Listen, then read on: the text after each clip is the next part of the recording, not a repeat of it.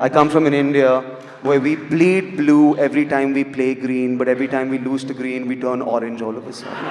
I come from an India that is going to watch this and say, this isn't stand-up comedy. Where is the goddamn joke? And yet I come from an India that will watch this and know that there is a gigantic joke. It just isn't funny.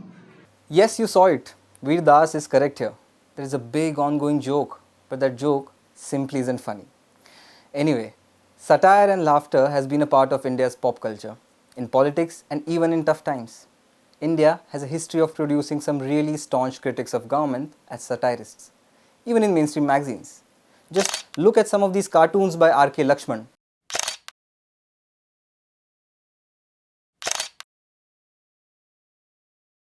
And some of these really critical ones from Bengal. Malayalis too have a history of producing critical and funny cartoons depicting the state of the country and society.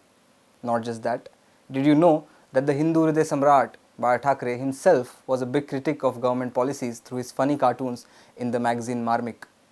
So much so that he once sketched Sharad Pawar and showed him as a big fish.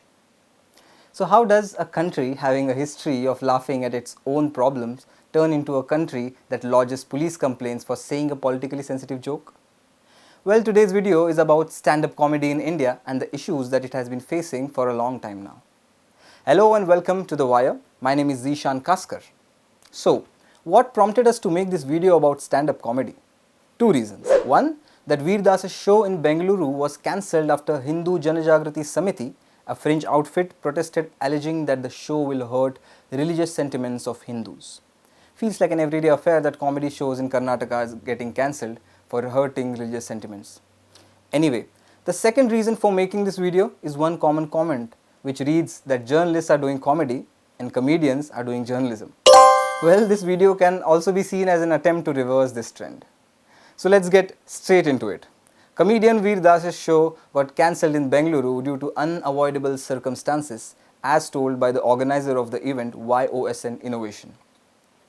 If you are a follower of stand-up comedy in India, you would know that this is not the first time it has happened, nor would it be the last time. Firstly, let the viewers understand who Veer Das is and why his show is being targeted.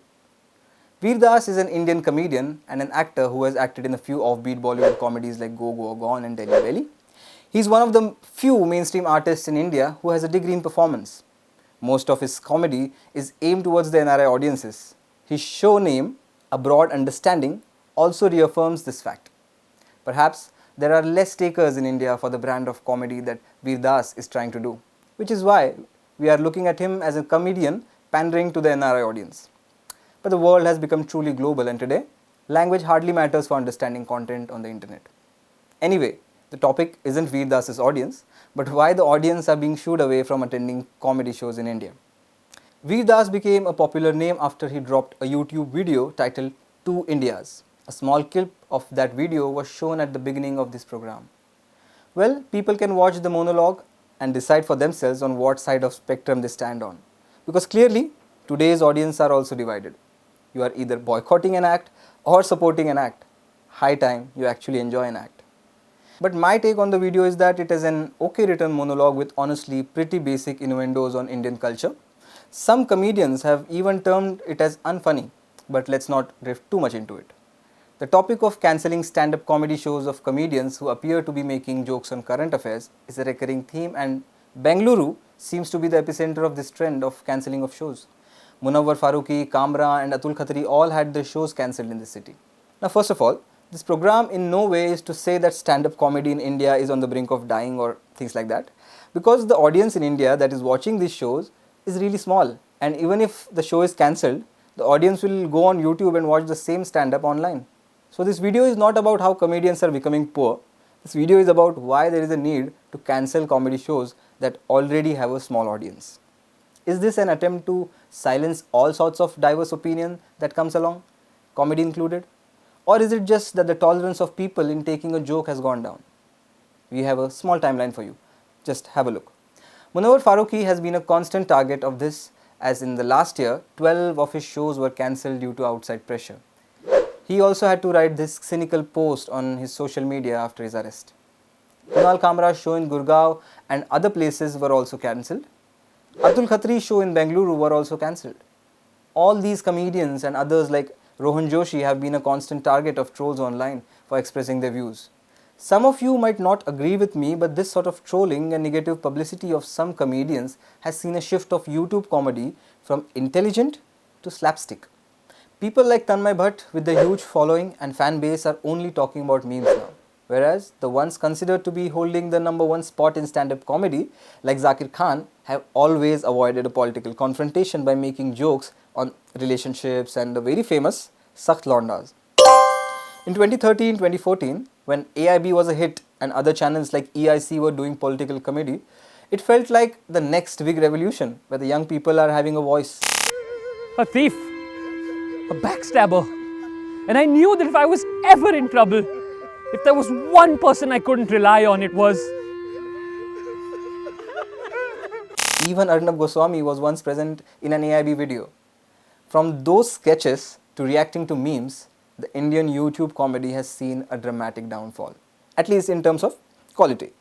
Nevertheless, people including myself still enjoy the likes of Tanmay Bhatt despite the slapstick nature of their comedy now. But that opens a bigger question. Should the comedians stick to non-intelligent comedy to be safe from the things like cancellation of shows? Isn't that a way to suppress free thought? This is like virtually asking comedians to stick to one formula of being funny at the lowest common denominator, which in a way will keep them away from all the trolling and the bad publicity. Well, in India, it is natural for some to get offended who are exposed to comedy on television and are unaware of other forms of comedy that takes place online and abroad. That's why the AIB roast got so much flack. Audiences are used to watching Kapil Sharma and other shows like Laughter Challenge, where the jokes might be funny, but they are definitely not political or satirical. Now, banning satires has a history. Even the great Charlie Chaplin was banned by Germany for daring to laugh at Hitler in one of the best satirical movies, The Great Dictator, a film that mocks Hitler and his Nazi party. So if Chaplin can be banned, anyone can be banned. Well, the politics around comedy will continue as TMC now invited Veer Das for a show in Kolkata. See, Veer Das's show getting cancelled won't hurt him much. Rather, it might give him some publicity. So it's not about one individual, but about the idea of banning something just because it doesn't suit your thinking. The intolerance shown by some organizations and a state acting as a silent observer has a deeply rooted message for citizens, which is to fall in line. So that's it from me on this topic of stand-up comedy in India. I'm Zishan Kaskar and you were watching The Wire. Thank you.